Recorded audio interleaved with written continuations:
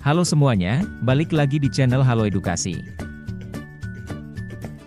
Teropong merupakan alat optik yang digunakan untuk membantu mata kita melihat benda yang sangat jauh agar nampak lebih jelas dan terlihat lebih dekat.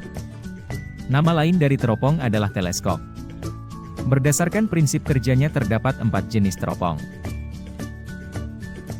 1. Teropong bias, refraktor. Teropong bias terdiri dari beberapa lensa dan salah satu lensa berfungsi membiaskan cahaya. Pertama kali ditemukan oleh Hans Lippershey pada tahun 1608. Namun orang pertama yang menggunakan di bidang astronomi adalah Galileo Galilei. Kemudian pada tahun 1611 Kepler memperbaiki desain teropong menggunakan 2 lensa cembung. Lensa cembung, konveks, yang yaitu lensa objektif dan okuler. Berdasarkan bentuk penggunaannya teropong ini terbagi lagi dalam 4 macam dengan cara kerja yang berbeda. Teropong bintang. Teropong ini digunakan untuk keperluan bidang astronomi seperti mengamati benda-benda luar angkasa. Oleh karena itu disebut juga dengan teleskop astronomi. Contoh teropong bias terbesar di dunia adalah teropong yang berada di Observatorium Yerkes di Wisconsin, USA. Teropong ini memiliki lensa objektif yang lebarnya 1 meter sehingga cahaya mampu ditangkap banyak oleh teropong ini. Teropong terestrial, bumi. Pada teropong bintang bayangan yang dihasilkan terbalik namun tidak ada masalah untuk benda langit. Tapi, bermasalah jika digunakan untuk benda di bumi, bayangan yang dihasilkan harus tegak terhadap benda semula. Oleh karena itu pada teropong ini ditambahkan lensa pembalik yaitu lensa cembung ketiga yang disisipkan di antara objektif dan okuler. Teropong bumi digunakan untuk pengamatan medan, terestrial, kondisi bumi maupun benda-benda di bumi yang letaknya jauh dari pandangan mata. Bentuknya yang panjang kurang simpel dibawa kemana-mana. Dan akhirnya terciptalah periskop dan teropong panggung yang lebih pendek bentuknya namun prinsipnya sama. Teropong periskop, prisma. Lensa pembalik terdapat pada teropong bumi menjadikan bentuknya relatif panjang. Lensa ini ternyata dapat diganti dengan prisma untuk memperpendek bentuk teropong yang akhirnya terkenal dengan binokuler.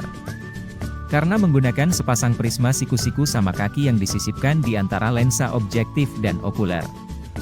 Sepasang prisma ini akan membentuk bayangan dengan pemantulan sempurna. Saat ini binokuler sering digunakan para pengamat burung untuk kegiatan birdwatching. Teropong Galilei, panggung. Selain dengan menggunakan prisma, cara lain untuk memperpendek teropong bumi adalah pembalikan bayangan dengan lensa cekung sebagai okuler. Susunan semacam ini digagas oleh Galileo Galilei yang kemudian disebut teropong Galilei atau teropong panggung. Jadi bayangan akhir yang dihasilkan tegak dan diperbesar dengan 2 lensa yaitu lensa positif sebagai lensa objektif yang terletak di depan untuk melihat objek dan lensa negatif sebagai lensa okuler yang diletakkan di dekat mata pengamat. 2. Teropong pantul, reflektor. Teropong ini dikembangkan oleh Sir Isaac Newton pada tahun 1680 dengan memanfaatkan sistem pemantulan pada satu atau kombinasi cermin cekung sebagai pengganti lensa yang merefleksikan cahaya dan bayangan ke sebuah fokus. Fungsinya yang mampu merefleksikan cahaya dan bayangan tersebut maka teropong ini dikenal juga dengan teleskop reflektor. Dikenal pula dengan sebutan teropong Newtonia. 3. Teropong hibrida, katadioptrik.